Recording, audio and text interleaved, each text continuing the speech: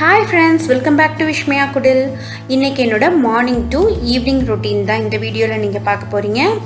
Routine video பார்த்தா நிறைய பேர் அக்கா ரொட்டீன் வீடியோவோட டைம் கொஞ்சம் இன்க்ரீஸ் பண்ணுங்கள் அப்படின்னு சொல்லியிருந்தீங்க.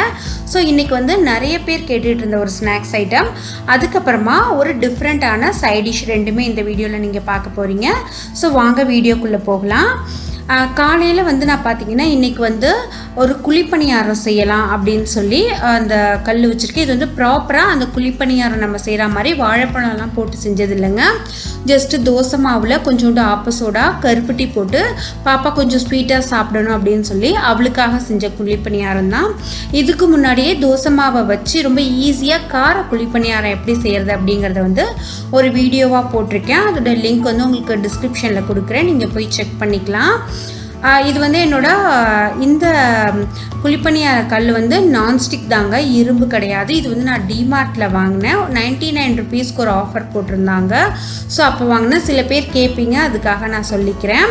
இதில் ஃபஸ்ட்டு நெய் ஊற்றிட்டு நான் இந்த மாவை எடுத்து போட்டுக்கிறேன். இதில் சப்போஸ் நீங்கள் காரத்தில் செஞ்சிங்கன்னா அதுக்கு நல்லெண்ணெய் ஊற்றணும். இனிப்பு செய்கிறப்ப நெய் ஊற்றிக்கலாம், ரொம்ப டேஸ்ட் நல்லாயிருக்கும். சில பேருக்கு நெய் பிடிக்கலன்னா நல்லெண்ணெய் நீங்கள் சேர்த்துக்கலாம். ஸோ ரொம்ப சாஃப்டாக இருக்குங்க. நம்ம தோசை மாவில் செஞ்சது அப்படிங்கிறதுனால ஹார்டாலாம் இருக்காது. ரொம்ப சாஃப்டாக சாப்பிட்றதுக்கே ரொம்ப நல்லாயிருக்கும். ஸோ இந்த மாதிரி ஹாலிடேஸில் இந்த மாதிரி குழிப்பணியாரம் இல்லை ஏதாவது கொஞ்சம் டிஃப்ரெண்ட்டாக செஞ்சு கொடுத்தா அவங்களுக்கும் ரொம்ப விரும்பி சாப்பிடுவாங்க. பாருங்கள் எவ்வளோ சாஃப்டாக இருக்குன்னு. அப்புறமா ஆஃப்டர்நூன் லஞ்சுக்காக பார்த்தீங்கன்னா இன்றைக்கி நான் டியூனா ஃபிஷ் வச்சு ஒரு ஃப்ரை செஞ்சு காமிக்க போகிறேன் உங்களுக்கு. அதுக்கு தேவையான வெங்காயம், தக்காளி, மசாலாலாம் எடுத்து வச்சுட்டேன். இப்போ ஒரு பேனில் தேவையான அளவுக்கு எண்ணெய் ஊற்றிக்கிறேன். எண்ணெய் காஞ்சதுக்கப்புறமா பெருஞ்சீரக பவுடர் போட்டுக்கிறேன். அந்த பவுடரோட கலர் கம்ப்ளீட்டாக சேஞ்ச் ஆகணும். அதுக்கப்புறமா நம்ம ஆட் பண்ண வேண்டிய ஒவ்வொரு பொருளாக நம்ம இதில் ஆட் பண்ணிடலாம். ஃபஸ்ட்டு நீல வாக்கில் கட் பண்ணி வச்சுருக்கிற வெங்காயம் போட்டுக்கிறேன். வெங்காயம் நல்லா வதங்கணும். மஞ்சத்தூளும் அது மேலேயே போட்டுட்டு கருவேப்பிலையும் போட்டு நல்லா வதக்கிக்கிறேன்.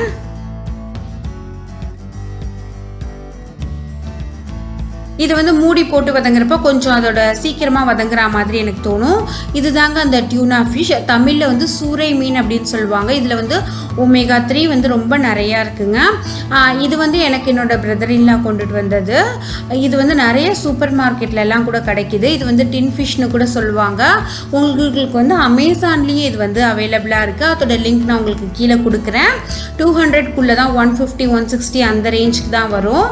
இதை இந்த மாதிரி ஓப்பன் பண்ணிட்டு ரொம்ப நல்லாயிருக்கும். அதில் உள்ள ஆலிவ் ஆயில், சால்ட், வினிகர் கொஞ்சோண்டு ஆட் பண்ணியிருப்பாங்க. இந்த சூரை மீனை பொறுத்த வரைக்கும் உங்களுக்கு முள்ளே இருக்காதுங்க. ஸோ நம்ம சாப்பிட்றப்ப இது ரொம்ப டேஸ்ட் நல்லாயிருக்கும். இந்த ஒரு டின் செஞ்சோன்னா தாராளமாக 4 பேர் சாப்பிட்லாம். இது நம்ம செமி கிரேவியாகவும் செய்யலாம், கொஞ்சம் கிரேவி மாதிரியும் செய்யலாம், நல்லா ஃப்ரை கூட பண்ணலாம். நம்ம எப்படி வேணாலும் இதை செஞ்சுக்கலாம். இப்போ தக்காளியும் அதிலே போட்டு நல்லா வதக்கிக்கிறேன். நீங்கள் கிரேவி மாதிரி செஞ்சிங்கன்னா சாதத்துலலாம் போட்டு சாப்பிட்றதுக்கு ரொம்ப நல்லாயிருக்கும். சில பேருக்கு அந்த கருவாடு பிடிக்கும், ஆனால் அதில் உள்ள ஸ்மெல் பிடிக்காது. அந்த மாதிரி உள்ளவங்க இதை ட்ரை பண்ணலாம். ரொம்ப ரொம்ப நல்லாயிருக்கும். இது ரசம் சாதத்துக்கு, சாம்பார் சாதத்துக்கு, பருப்பு சாதத்துக்கு எல்லாத்துக்குமே ரொம்ப டேஸ்ட் நல்லாயிருக்கும். நீங்கள் தேங்காய் சேர்க்காமல் செஞ்சிங்கன்னா 2 நாள் கூட ஃப்ரிட்ஜில் வச்சுக்கலாம். இப்போ நான் ஒரு 1.5 டேபிள் ஸ்பூன் மிளகாய்த்தூள், 1.5 டேபிள் ஸ்பூன் மல்லித்தூள் சேர்த்துக்கிறேன். அதை நல்லா வதக்கிக்கோங்க. ஸோ இதில் உப்பு மட்டும் நீங்கள் எப்போதுமே கொஞ்சம் பார்த்து போட்டுக்கணும். அடுத்தது 1 டீஸ்பூன் அளவுக்கு கரம் மசாலா தூள் சேர்த்துருக்கேன். அதோட எக்ஸ்பைரி டேட் தாண்டி நம்ம யூஸ் பண்ணிடக்கூடாதுன்னு ஒரு பெரிய பேப்பரில் நோட் பண்ணி அதையும் அந்த பாட்டிலுக்குள்ளேயே போட்டு வச்சுருக்கேன். எனக்கு இந்த டிப்ஸ் எப்போதுமே யூஸ்ஃபுல்லாக இருக்கும். ரொம்ப உங்களோட ஷேர் பண்ணிக்கணும்னு எனக்கு தோணுது. நான் முன்னாடி சொல்லிகிட்டு இருந்த மாதிரி உப்பு மட்டும் கொஞ்சம் பார்த்து போட்டுக்கணும். ஏன்னா அந்த டின்லேயும் உங்களுக்கு உப்பு போட்டிருப்பாங்க, அந்த ஃபிஷ் கெட்டு போகக்கூடாது அப்படின்னு சொல்லிட்டு. ஸோ அதை பார்த்துட்டு அந்த ஃபிஷ்ஷெல்லாம் ஆட் பண்ணதுக்கு அப்புறமா நீங்கள் பேலன்ஸ் உப்பு உங்களுக்கு பத்தலைன்னா நீங்கள் சேர்த்துக்கலாம். எல்லாமே வதங்கினதுக்கு அப்புறமா இந்த டின்னில் இருக்கிற ஃபிஷ்ஷை அப்படியே போட்டுருங்க. பாருங்கள், பார்க்கவே எவ்வளோ நல்லாயிருக்கு. ரொம்ப சாஃப்டாக, ரொம்ப டேஸ்ட்டாக இருக்கும் இது.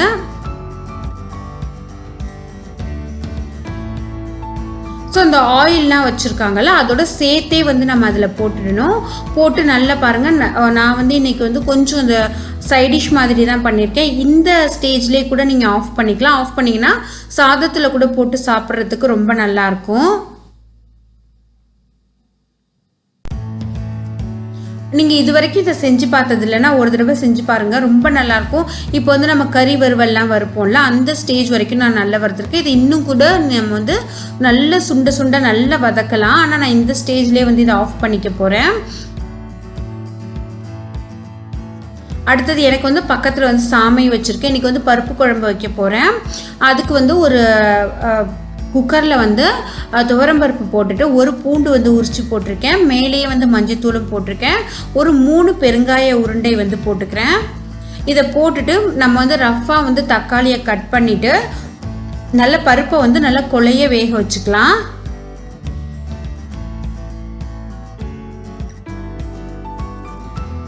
பருப்பு வந்து நல்லா இப்போ வந்து நல்லா மலர வெந்துடுச்சு. இதையே வந்து நான் லைட்டாக வந்து அதை மசிச்சு விட்டுக்கிறேன். பருப்பை நல்லா மசிச்சு விட்டதுக்கப்புறமா கொஞ்சம் வந்து தண்ணி ஊற்றிக்கலாம். இது வந்து தண்ணியாக இருக்கிறதே நல்லது. ஏன்னா ஆறுனதுக்கப்புறம் அந்த பருப்பு வந்து இன்னும் கூட கொஞ்சம் நல்லா கெட்டியாகும். ஸோ தேவையான அளவுக்கு தண்ணியை ஊற்றிடுறேன். தண்ணி ஊற்றி பக்கத்தில் உள்ள பர்னரில் வச்சு இதை வந்து ஸ்லோ ஃப்ளேம்லேயே வந்து நல்லா வேக விடலாம் இன்னும் கொஞ்சம் நேரம். இப்போ ஒரு சின்ன எண்ணெய் சட்டி வச்சுட்டு அதில் கொஞ்சம் தாராளமாக வந்து நல்லெண்ணெய் ஊற்றிக்கிறேன். இது நல்லெண்ணெயில் மட்டும் தாளிச்சாதாங்க ரொம்ப நல்லாயிருக்கும். நீங்கள் வேறு எந்த எண்ணெய் யூஸ் பண்ணாலும் அந்தளவுக்கு இந்த பருப்பு குழம்பு வந்து டேஸ்ட்டாக இருக்காது. ஸோ வந்து நல்லெண்ணெய் வந்து நல்லா காயட்டும். அதுக்குள்ளே அதுவும் வந்து கொஞ்சம் ஃப்ளேமை கம்மியாக வச்சுட்டு அந்த பருப்பும் வந்து வெந்துட்டுருக்கட்டும். வெந்துடுச்சு அது இன்னும் கொஞ்சம் கொதிச்சுட்டு அது அப்புறமா தாளித்து கொட்டணுன்னா டேஸ்ட் நல்லாயிருக்கும். இப்போ எண்ணெய் காஞ்சிடுச்சு. ஸோ நம்ம தாளிக்க வேண்டிய பொருளெல்லாம் ஒன்று ஒன்றா தாளிச்சிடலாம். கொஞ்சம் காரத்துக்கு நம்ம பார்த்திங்கன்னா இந்த பருப்புக்கு எதுவுமே சேர்க்கலைங்க. நல்ல காஞ்ச மிளகா மட்டும்தான் போட்டிருக்கோம். அதனால் ஒரு 4 காஞ்ச மிளகா போட்டுட்டு மேலேயே வந்து கடுகும் போட்டுக்கிறேன். ஒரு டேபிள் ஸ்பூன் அளவுக்கு வந்து ஜீரகமும் போட்டுக்கலாம். அந்த ஜீரகத்தோட வாசம் வந்து பருப்போடு சேர்ந்து ரொம்ப நல்லாயிருக்கும். மேலேயே அந்த வெங்காயம் கருவேப்பிலை ரெண்டுத்தையுமே போட்டுட்டு இதை நல்லா வதக்கிட்டு அதில் வந்து நம்ம பருப்பில் கொட்டிடலாம். சின்ன வெங்காயம் போட்டிங்கன்னா டேஸ்ட் வந்து ரொம்ப நல்லாயிருக்கும். இதை நல்லா வதக்கிடுங்க. இப்போ வந்து நீங்கள் சப்போஸ் பருப்பில் வந்து உப்பு போட்டாலும் பரவாயில்ல, இல்லை இந்த வெங்காயம் நம்ம வதக்கிறப்ப உப்பு போட்டாலும் பரவாயில்ல, அது உங்களோட விருப்பம்தான். ஸோ நான் வந்து வெங்காயத்தில் உப்பு போட்டுக்க போகிறேன். நல்லா அதை உப்பு போட்டுட்டு கோல்டன் ப்ரௌன் கலர் நல்லா வதங்கினதுக்கு அப்புறமா இதை எடுத்து பருப்பில் கொட்டிட்டோன்னா பருப்பு குழம்பு வந்து ரெடி ஆகிடும். ஸோ இந்த பருப்பு குழம்புக்கும் நம்ம செஞ்சுருக்கிற அந்த டியூனா ஃபிஷ்க்கும் ரொம்ப காம்பினேஷன் ரொம்ப நல்லாயிருக்குங்க. ரொம்ப டேஸ்ட்டும் நல்லாயிருக்கும்.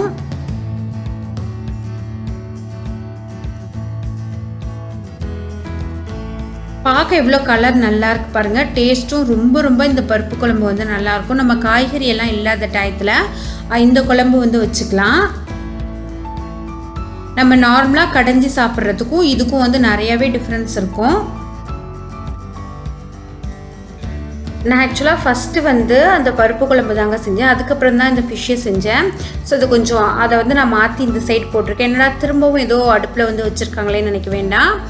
இப்போ எனக்கு வந்து பார்த்திங்கன்னா சாமை வந்து வச்சுருக்கேன். சாதமும் வந்து வெந்துட்டுருக்கு. மீன் வந்து அந்த ஆல்ரெடி ரெடி ஆகிடுச்சு, அதை எடுத்து வச்சாச்சு. குக்கரில் வந்து பருப்பு குழம்பும் வந்து ரெடி ஆகிடுச்சு. எல்லாமே வந்து எல்லா பாத்திரத்துக்கும் ட்ரான்ஸ்ஃபர் பண்ணிவிட்டு நான் கொஞ்சம் கிச்சன்லாம் க்ளீன் பண்ணி எல்லாமே விளக்கி வச்சுட்டேன். ஸோ ஆஃப்டர்நூன் வந்து சாப்பிட்றதுக்கு வந்து சாப்பாடு ரெடி ஆகிடுச்சு. அப்புறம் ஈவினிங் வந்து ஒரு ஸ்நாக்ஸ் செய்யலாம் அப்படின்னு சொல்லிட்டு நிறைய பேர் கேட்டுட்டு இருந்தாங்க மசால் வடை எப்படி செய்கிறது அப்படின்னு சொல்லிட்டு. ஸோ அந்த மசால் வடை தான் வந்து இன்றைக்கி உங்களோட நான் ஷேர் பண்ணிக்க. இந்த வீடியோ பார்த்தீங்கன்னா நான் முன்னாடி இருந்த வீட்டில் எடுத்ததுங்க. ஸோ நான் அதை வந்து இதில் வந்து ஜாயின் பண்ணி போட்டிருக்கேன். நிறைய பேர் மசால் வடை வந்து செய்கிறது எப்படின்னு கேட்டுகிட்டே இருந்தீங்க. ஒரு 3 மணி நேரம் வந்து கடலைப்பருப்பை நான் 200 பருப்பு எடுத்திருக்கேன். உங்களுக்கு எவ்வளோ தேவையோ அதுக்கு தகுந்த மாதிரி எடுத்துக்கலாம். அந்த பருப்பை வந்து நல்லா ஊற வச்சிடணும். இப்போ வந்து நல்லா நம்ம வந்து பருப்பை வந்து அரைச்சிடலாம். பருப்பை வந்து எல்லாத்தையுமே அரைச்சிடக்கூடாதுங்க. ஒரு டேபிள் ஸ்பூன் அளவுக்கு பருப்பை தனியாக எடுத்து வச்சுக்கோங்க. அது நம்ம கம்ப்ளீட்டாக அரைச்சதுக்கப்புறம் அந்த அரைக்காமல் வச்சுருக்கிற முழு பருப்பை வந்து நம்ம போட்டு வடையாக செய்கிறப்ப அது கடித்து சாப்பிட்றப்ப ரொம்ப டேஸ்ட் நல்லாயிருக்கும். இது அரைச்சதுக்கு அப்புறமா சேர்க்கறதுக்கு நான் வெங்காயம், கொத்தமல்லி, பச்சை மிளகாய், கொஞ்சோண்டு அந்த பருப்பு எல்லாமே வச்சுருக்கேன். இப்போ அரைக்கிறதுக்கு என்னென்ன சேர்க்கணும்னா கொஞ்சோண்டு மஞ்சத்தூள் போட்டுக்கோங்க. அடுத்தது வந்து ஒரு 1/2 டேபிள் ஸ்பூன் அளவுக்கு பெருஞ்சீரகத்தூள், இல்லைன்னா பெருஞ்சீரகம் உங்ககிட்ட இருந்தால் கூட போட்டுக்கலாம். தேவையான அளவுக்கு உப்பு, இதெல்லாம் போட்டு நல்லா அரைச்சிடுங்க. ரொம்ப மையம் உங்களுக்கு அரைய வேண்டாம், லைட்டாக குறப்பாக இருக்கிற மாதிரி அரைச்சிக்கோங்க. இப்போ அரைச்சதை வந்து நான் வேறு ஒரு பவுலுக்கு ட்ரான்ஸ்ஃபர் பண்ணிக்கிறேன்.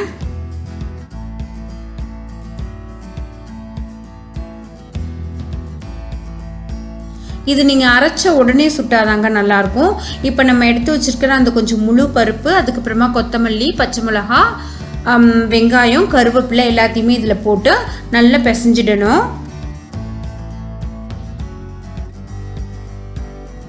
எல்லாத்தையுமே நான் நல்லா பிசைஞ்சிட்டு ஒரு சின்ன எண்ணெய் சட்டியில் வந்து கம்மியாக எண்ணெய் வச்சுருக்கேன். ஏன்னா திரும்ப அதை ரீயூஸ் பண்ண வேண்டாம் அப்படின்னு சொல்லிட்டு இந்த மாதிரி போட்டு ஈவனாக அந்த சைட்லலாம் நீங்கள் இந்த மாதிரி தட்டிட்டுருங்கன்னா அது வந்து வெடிப்பு விடாமல் இருக்கும். ஒன்று ஒன்று நம்ம எண்ணெயில் போட்டு எடுத்துட்டோம்னா ரொம்ப டேஸ்டான மசாலா வடை வந்து ரெடி ஆகிடும்.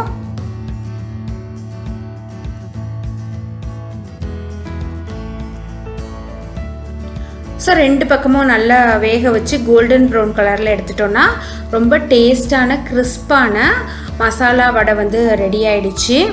நீங்களும் இந்த மெத்தடில் வந்து ட்ரை பண்ணி பாருங்கள். பார்க்க கலரும் ரொம்ப அழகாக இருக்குது, டேஸ்ட் ரொம்ப நல்லா இருக்குங்க.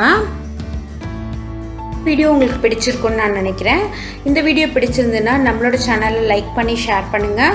நீங்கள் இன்னும் விஷ்மியா குடியில் சப்ஸ்கிரைப் பண்ணலன்னா மறக்காமல் ரெட் கலர் பட்டனை கிளிக் பண்ணி சப்ஸ்கிரைப் பண்ணிக்கோங்க. அப்படியே பக்கத்தில் உள்ள பெல் ஐக்கானையும் கிளிக் பண்ணிக்கோங்க ஃப்யூச்சர் நோட்டிஃபிகேஷனுக்காக. இன்னொரு வீடியோவில் மீட் பண்ணலாம். தேங்க்யூ ஃப்ரெண்ட்ஸ், பாய்.